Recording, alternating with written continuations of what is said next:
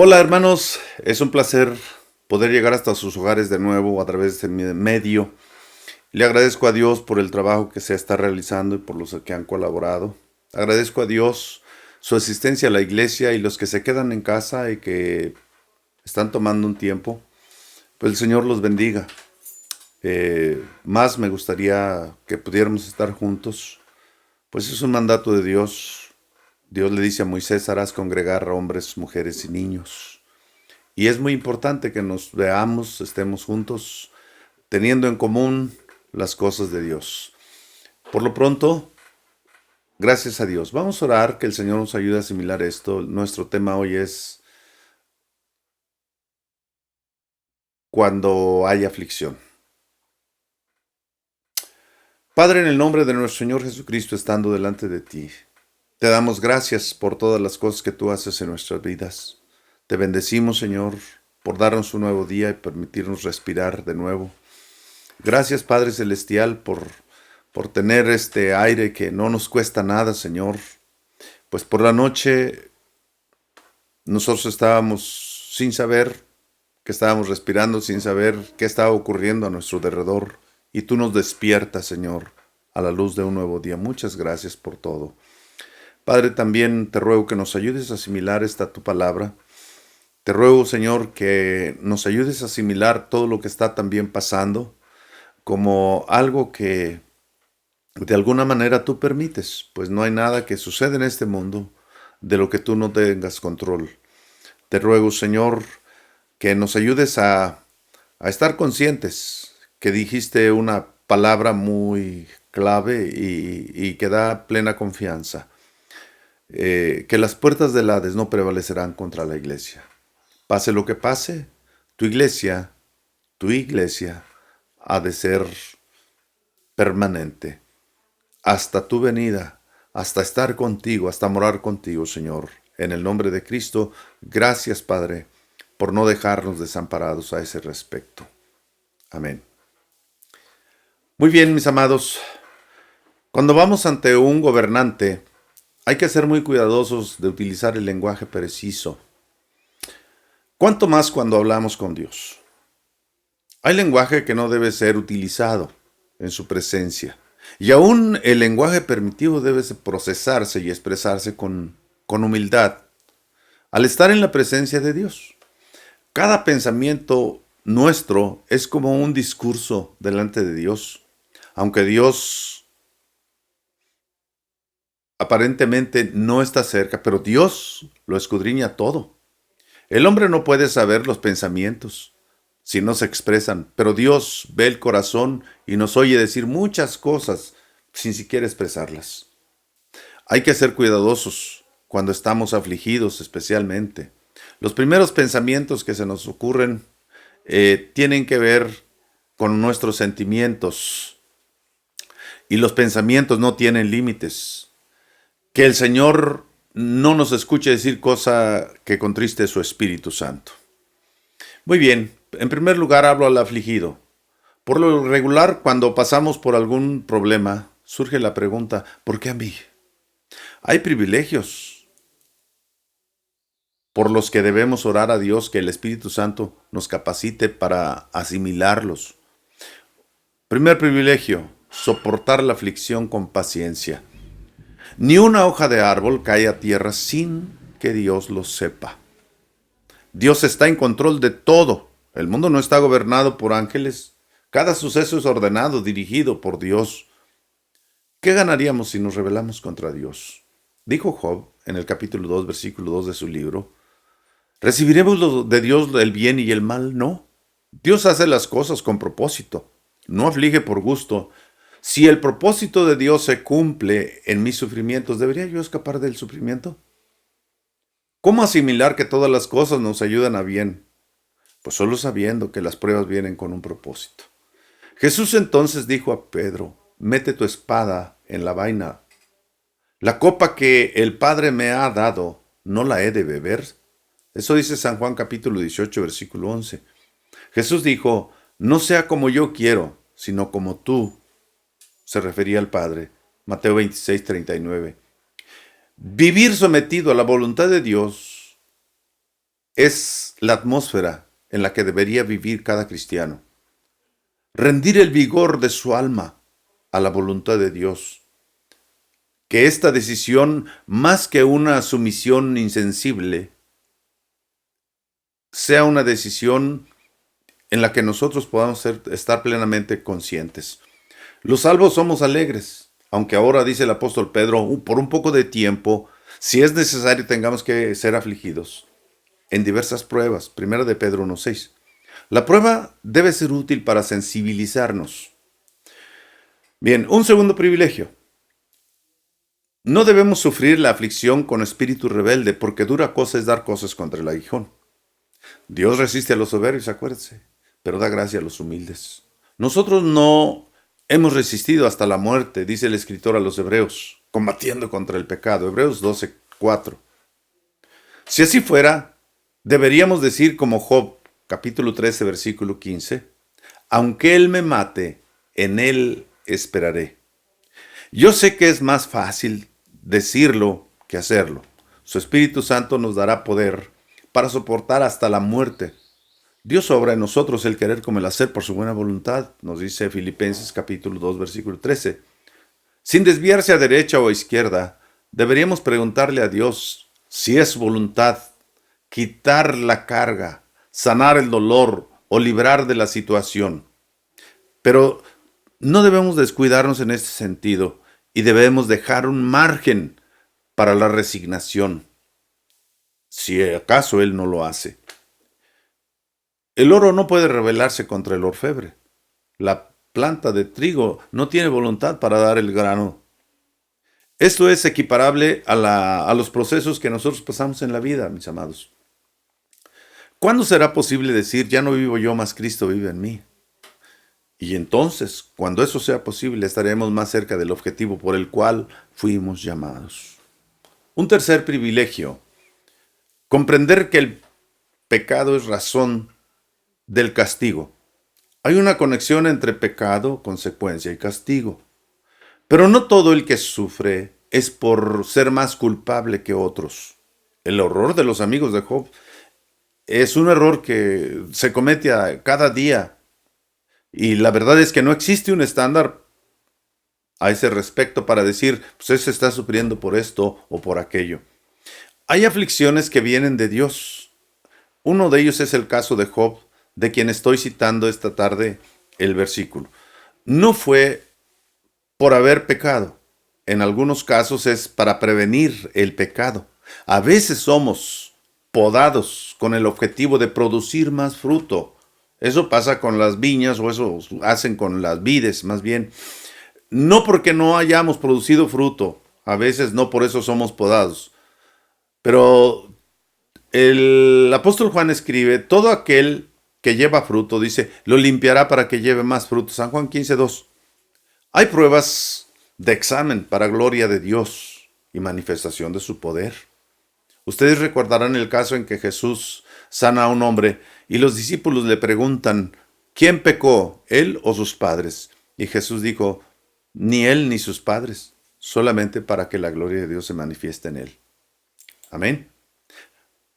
Pregúntese dentro de todo, ¿habrá algo que Dios me quiera, de lo que Dios me quiere liberar?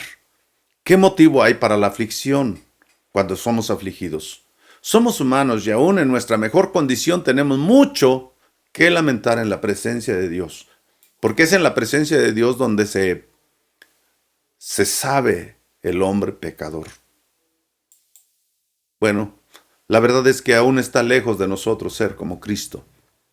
La derrota en ahí, Josué capítulo 7, usted puede leer esa historia y saber los pormenores.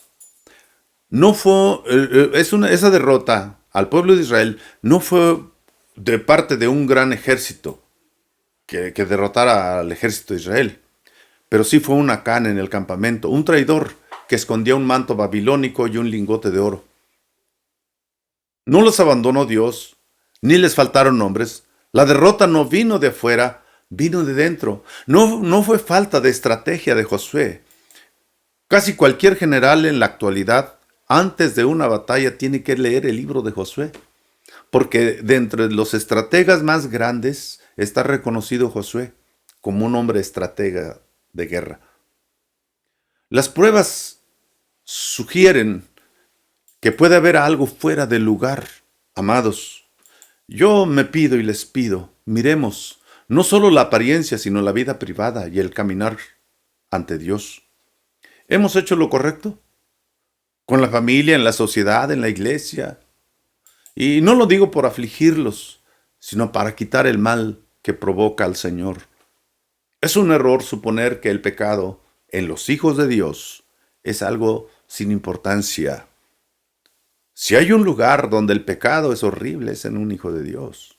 Sí, se ha sido libre del pecado y volverlo a hacer. Dijo Job, no ofenderé ya más. El pecado es ofensivo para Dios y Él no lo soporta. Me preocupa ver manchas en la cara de alguien, pero temblaría si la viera en la cara de uno de mis hijos. Una gota de tinta en un pañuelo negro no se ve, pero en un pañuelo blanco resalta porque lo blanco es más fácil de mancharse. Nosotros servimos a un Dios celoso, quien puede destruirnos en un instante. Y la pregunta también aquí es, ¿quién puede vivir junto al fuego consumidor sin quemarse? ¿Quién morará con él entonces? El salmista responde, el limpio de manos, el puro de corazón, el que no ha elevado su alma a cosas vanas. Y luego escribe el escritor a los hebreos, porque nuestro Dios es fuego consumidor. Hebreos 12:28. Moisés estuvo en la cima de la montaña y supo lo que significan los picos del Sinaí. Supo lo que es estar en comunión con Dios por 80 días. ¿Sabes qué, hermano, hermana? Por tu conocimiento de Dios, el pecado es más negro en ti. El Señor es santificado en quienes se acercan a Él. Pero hay de ellos si se manchan. Cuarto privilegio, poder pedir más luz. El texto dice, enséñame tú, que yo no veo, si hice mal, no lo haré más. Enséñame tú lo que yo no veo.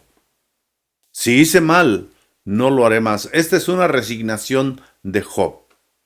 Se trata del hombre temeroso de Dios, quien busca sus errores y se vuelve a Dios suplicante. Enséñame tú lo que yo no veo. Amados, puede ser que al examinar su corazón no vean pecado. Quizá está donde menos lo sospechan. Oremos como David, examíname, oh Dios, y conoce mi corazón. Pruébame y conoce mis pensamientos, y ve si hay en mí camino de perversión, y guíame en el camino eterno. Salmo 139, 23 al 24. Los pecados pueden esconderse en las cosas más santas. Los pecados no revolotean como diablos con alas del dragón, sino como ángeles de luz en las cosas santas. En las cosas santas estamos más cerca de Dios que en otro lugar. Jacob buscó las imágenes, los terrafines que Labán adoraba y no los pudo encontrar. Él no quería turbar a Raquel y tampoco a Labán. Tú no quieres molestar a tu amada y tampoco a tu hija. Ustedes no quieren explorar en ciertas áreas porque hay temas muy delicados. Realmente, ¿deseas saber dónde está el mal para corregirse? ¿A poco no hay capítulos de la Biblia que ni siquiera queremos leer? Que no nos gusta leer, y menos si es algo difícil para someterse a la palabra de Dios. Seamos honestos, no podemos engañar a Dios.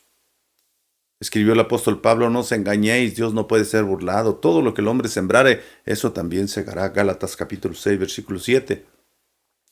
Que Dios consuma lo que no es santo, el egoísmo, lo mundano, para consagrarnos al Señor. Si hice mal, no lo haré más. Esta fue la propuesta de Job. Enséñame tú lo que no veo. Me han dicho, yo no puedo asegurar que no haré mal. Sé que es fácil decirlo, practicarlo es lo difícil. sin la intención sincera, ni se le ocurra hacerlo. Que Dios bendiga a los que son probados y los fortalezca en sus aflicciones, los santifique en medio de cualquier tribulación. Pero también quiero hablar para los que no son afligidos. ¿Quién dijo: venid a mí trabajados y cargados, que yo os haré descansar? Mateo 11:28. Jesús. Él es el ejemplo. Ejemplo nos dio y dijo: sobrellevad los unos las cargas de los otros y cumplid así la ley de Cristo. Eso dijo San Pablo, Gálatas capítulo 6, versículo 2. Si usted fuera un soldado, se cansa de marchar, Dios lo puede meter en las trincheras y estaría allí hasta que se enferme por no hacer nada. Si está cansado de pelear, le mandará al hospital con los huesos rotos y estará acostado, adolorido, y a ver qué piensa de la inactividad forzada. El mensaje del paciente en un hospital, en una cama de hospital, es: si no quieren estar heridos, obligados a guardar cama, trabajen mientras puedan. Todo lo que te viniera a la mano para hacer, hazlo según tus fuerzas, dice Eclesiastés capítulo 9, versículo 10. En lugar de las crisis, ¿no sería mejor que los favores de Dios nos lleven a escudriñar nuestros pecados? ¿No cree? El castigo actúa como el dedo negro que señala las fallas. ¿Acaso no sería mejor que el amor de Dios con sus manos generosas nos lo muestre? Él nos da salud, preserva a nuestra familia, los que están casados, preserva a la esposa, nos preserva a los hijos, suple nuestras necesidades. Bueno, entonces hay que preguntarnos: Señor, ¿hay algo en mí que no te agrade? ¿Hay algo en mi alma que pueda vejar tu espíritu? Este es un texto muy dulce, mire, cuando el salmista lo escribe. Dice: no seas como el mulo, como el caballo, sin entendimiento, que han de ser sujetados con cabestro y freno, porque si no, no se acercan a ti. Salmo 32:9. Para mí fue una dicha muy grande que muchas de las veces nuestros hijos entienden. Nosotros como hijos entendemos cuando el padre nos quiere hacer un cariño. Y con solo una mirada, uno corre hacia su papá. Mis hijos corrieron hacia mí muchas veces. Pero si alguien necesita freno duro para que se vuelva dócil y ser guiado, la verdad es que somos los seres humanos más que los animales. ¿Acaso no es mejor ser atraídos con cuerdas de amor y no con vara? No hace falta que Él nos trate como caballos y mulos, que sus misericordias sean como la dulce medicina y que no necesitamos intervenciones dolorosas. Que nosotros podamos, al ver los favores de Dios, volvernos a Dios cada día, mis amados. Es inútil decir que no puedo evitar mi temperamento. Mire, los ladrones, las prostitutas, los borrachos, los asesinos podrían argumentar eso y buscar justificación por sus malos temperamentos, pero la ley no excusa el delito en base a temperamentos. ¿Acaso una persona con mala conducta debe ser tratada con indulgencia porque así es su temperamento? Dice que no. Déjeme le digo algo. El Jericó en nuestras vidas debe ser sitiada. En el terreno literal, Jericó era el principal bastión del enemigo, y mientras no fuera tomada, los hijos de Israel no podrían pasar. ¿Qué podemos decir? Enséñame tú lo que yo no veo. Si hice mal, no lo haré más. ¿Podemos hacer eso? Yo creo que sí podemos. Si no lo logramos, al menos que esté en el propósito. Pero pararnos firmes. Un tercer punto. Quiero hablar al inconverso. A ningún rico le gustaría oír lo que he dicho, porque preferirán seguir siendo lo que son. ¿No es cierto? Imagínese frente al príncipe heredero y un día será rey. Pero ese príncipe hizo algo malo. Su padre lo castiga con vara y las lágrimas corren por sus mejillas. Y alguien que no conoció padre ni tuvo quien lo corrigiera por su bien, puede hacer lo que quiera, robar, mentir, jugar, maldecir. Nadie lo castigará. Ve al príncipe llorando y se ríe de él y dice: tú no tienes la libertad que yo tengo. No te permiten pedir dinero ni dormir bajo los puentes. Yo no quiero estar en tu lugar, y menos que me castiguen. Prefiero ser un vagabundo que un príncipe como tú. Si el príncipe es consciente de su realidad, sabiendo que un día será rey, le aseguro que lo verá con compasión y dirá: prefiero el castigo que ser un mendigo, aunque aún esté llorando. Eso es realmente lo que nos queda pensar del pecador, mi amado. Yo no quiero estar en el lugar del pecador cuando Dios dicte su parte, la cual será en el lago de fuego. ¿Qué será del pecador un día de estos?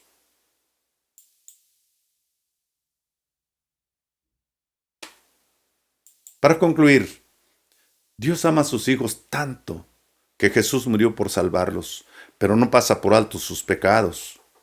Si eso hace con sus hijos, pregúntese usted, ¿qué hará con sus enemigos? Primera de Pedro capítulo 4 versículo 18 ejemplifica esto y dice: y si el justo con dificultad se salva, ¿dónde aparecerá el impío y el pecador?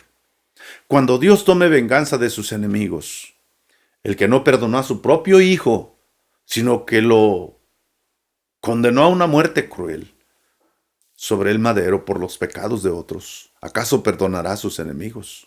Véalo en Romanos capítulo 8 versículo 32. Entiendan esto: los que se olvidan de Dios, no sea que Él se vuelva y os despedace y no haya quien los libre. Salmo 50, 22. Pecador, acércate al pecho de Dios. No te va a golpear si vas a Él. Cuando su brazo se levante para golpearte, aférrate a Él, cuélgate del brazo, pues de otra manera te aplastará cuando caiga sobre ti. Confía en el Señor a través de Jesucristo. Pídele humildemente perdón.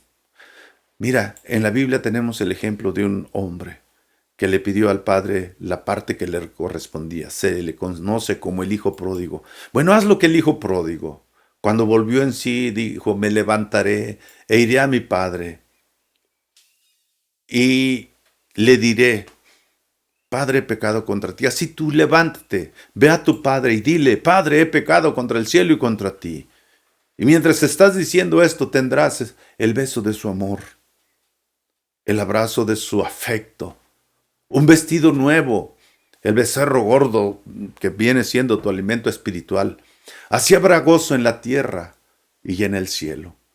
Por tu bien y para la gloria de Dios, cristiano, no importa el tiempo que tengas, importa que estés en buena relación con Dios. Hoy dejo en tus manos este pensamiento, esta meditación sobre la palabra. Si hay alguien que has invitado, ahí está el rumbo.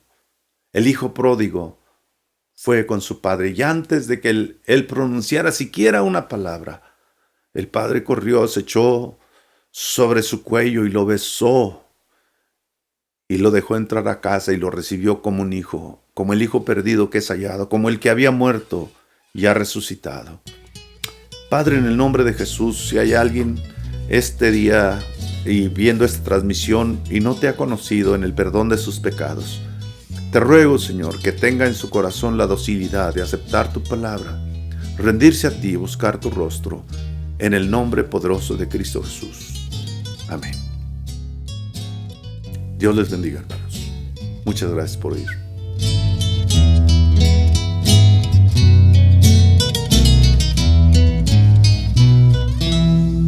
Fui encontrado por mi Cristo en el error. Llena mi vida y cansada de pecar. Fue la miseria, el dolor y la tristeza lo que tenía agua agobiado a mi vivir. Mas una noche inolvidable para mí, oí tu voz y a tus plantas me rendí. A mi vida algo dulce de los cielos fue tu voz, bendito Salvador.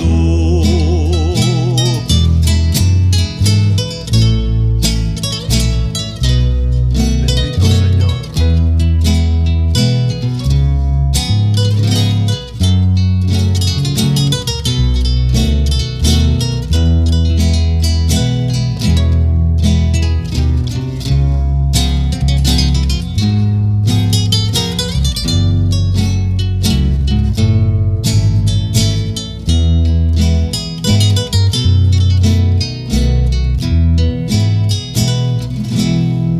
¿Cómo podré pagarte, mi Señor, lo que tú hiciste por mí, un vil pecador? Solo con llanto y con canto expresaré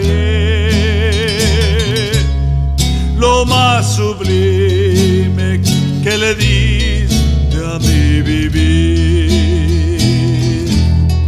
Mas una noche inolvidable para mí, oí tu voz, ya tus planes